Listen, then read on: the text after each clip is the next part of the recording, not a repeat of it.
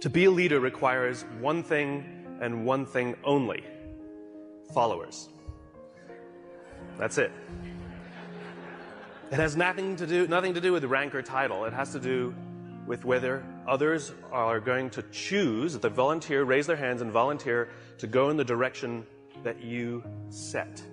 We can force people to do things, we can whip them into shape or offer them all kinds of carrots and sticks to get them to do things, but at the end of the day, a true leader is the one where others raise their hand and say, I will follow you.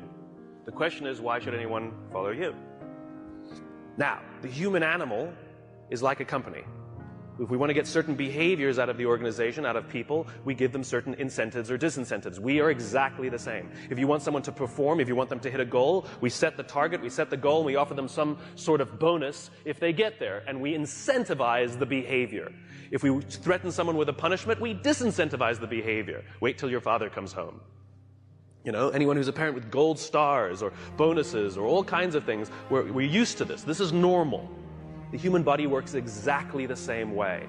If you've ever had a feeling of love, trust, joy, fulfillment, status, pride, those are all chemically produced feelings. They're chemically produced incentives trying to get us, the human body's trying to get us to do certain things to get us to cooperate. Tangible matters.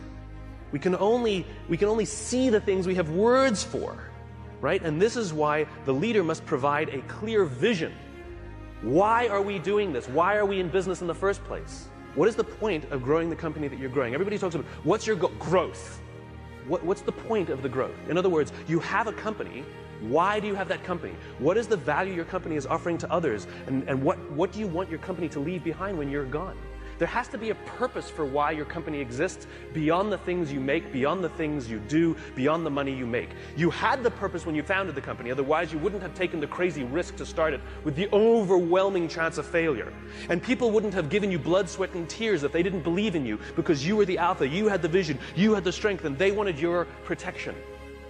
And they joined you, and they gave you their blood, sweat, and tears because you gave them a sense of purpose and belonging and protection. You have to know why you do what you do, and this is what the leaders do. And the more they can put it into words, the clearer they can put it into the words, the more we can see it. Again, we can only see the things we have words for.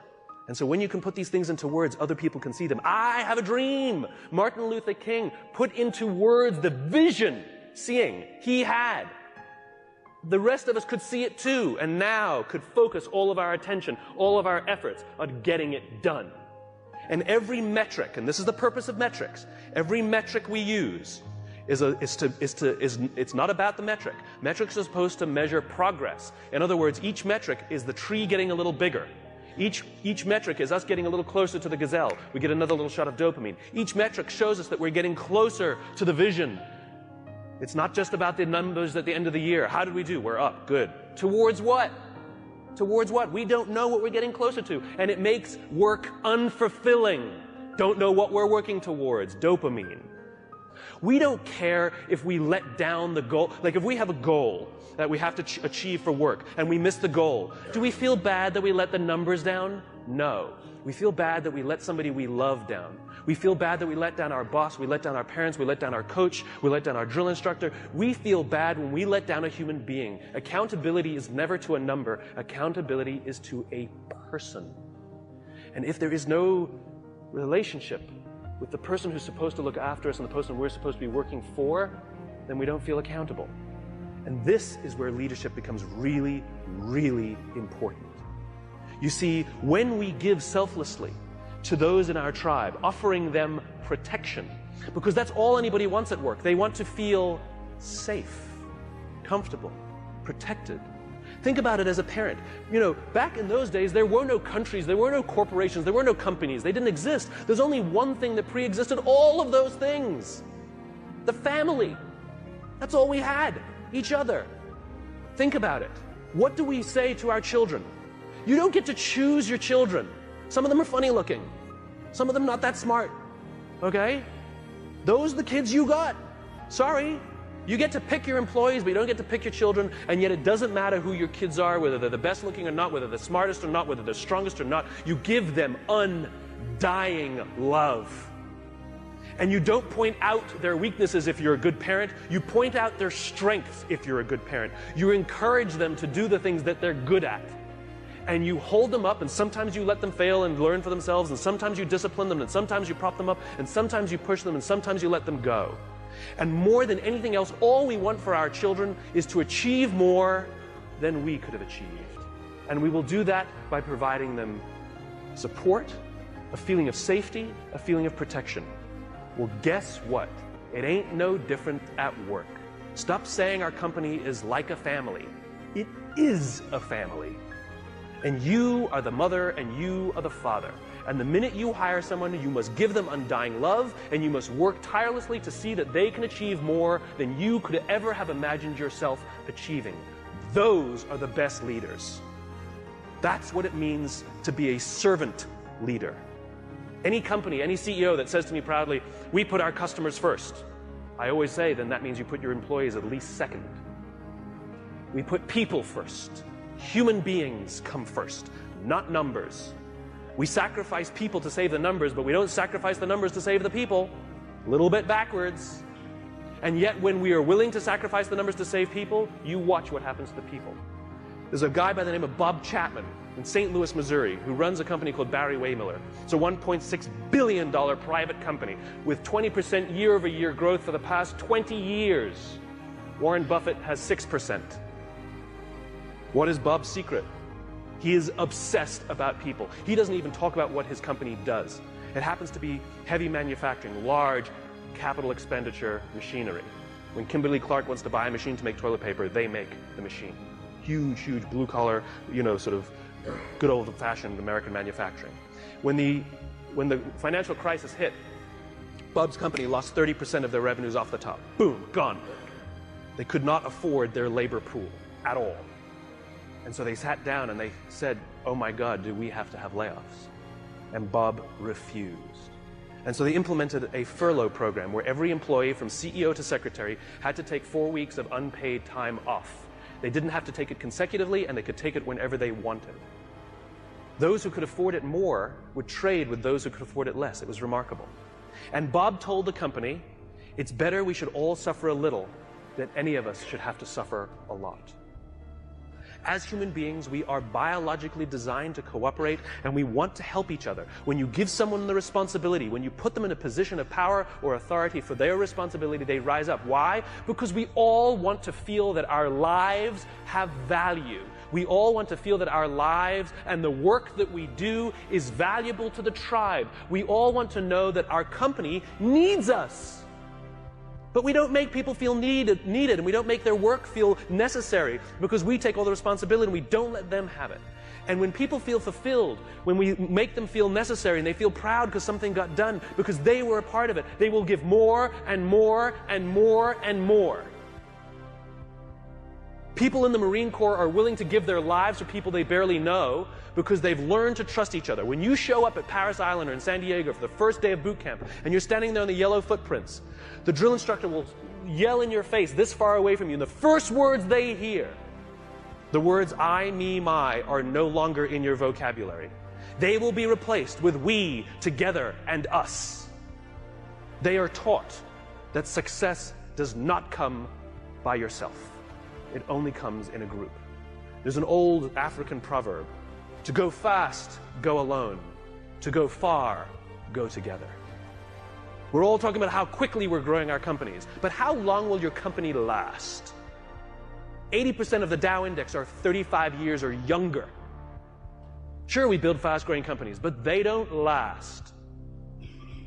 I watched it. I went to the Crucible and watched these Marines. The Crucible is their final test before they become Marines. They're out for 56 hours. They get 3 meals, a total of 8 hours sleep the entire time. They're exhausted, they're tired, they're dirty, they're working hard. And you watch a fire squad of 4 guys making their way under barbed wire and shots fired and all of this mayhem and dirt and sand, and it's crazy. And they're dragging themselves across the dirt. And one of the guys is tired and starts falling back, but they have to achieve the mission. They've got to get to the other side. But what do? They stop, they go back, they grab his webbing, and they pull. They slow themselves down because they'd rather slow down with all 4 than go fast with 3. To go fast, go alone. To go far, go together. Next time somebody says, what are your goals? Stop saying to increase top-line revenues by $1 million or $10 million or whatever you want to do next year. And start saying, we're building a company that's going to last 100 years. Watch the changes that happen inside the company. Devote yourself not to firing people, but to give them an opportunity to contribute. And if they fail, help them up. And if they fail, help them up. And if they fail, help them up. And if you really think they're incompetent and you really don't believe they fit your culture, why did you hire them? Because of their resumes or because they belong? We should treat hiring like adopting a child. We don't adopt children by saying, well, I'd like a blonde-haired, blue-eyed kid, yay high, and I want to make sure that they've done well in preschool before I take them. Well, that's how we hire people. I'm looking for somebody with experience in our industry, with at least 5 years, with this kind of, oh, you meet it, we'll take you. No, that's not what we do. When we adopt a child, we're going to give them the keys to our house and let them run around by themselves, maybe even give them responsibility over our other children. It's a slow decision. We want to get to know the kid. We want to spend a little time with the kid. See if they would fit in our family, if our other kids would get along with them. Hiring is exactly the same. You cannot judge the quality of a company by the good times. We cannot judge the quality of a crew when the seas are calm. We judge the quality of a crew when the seas are rough.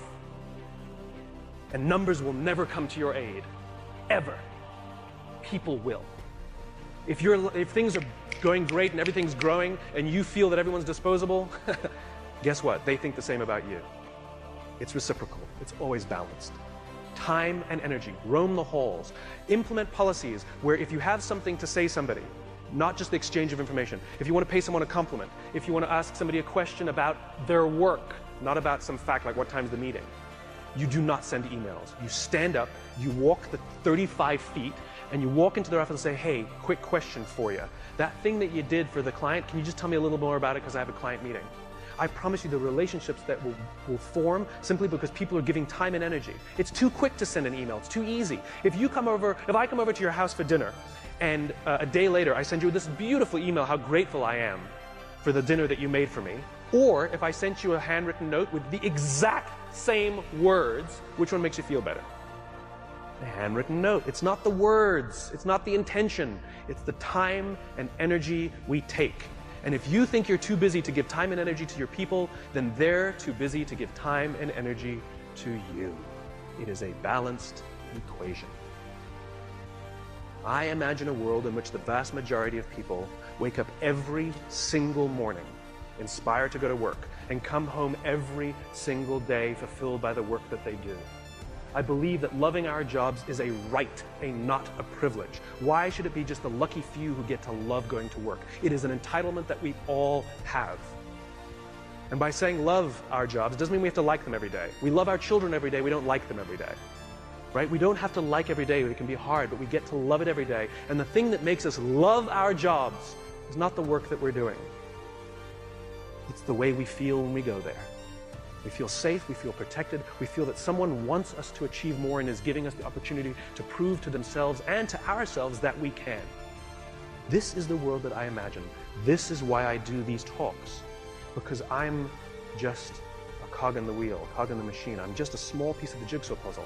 I come to speak to the nice people like yourselves because you're the ones who are running companies. You're the ones who are in control of the cultures that you're building. You're the ones who determine who you hire and who you don't. Are you hiring based on skills? You're hiring based on culture.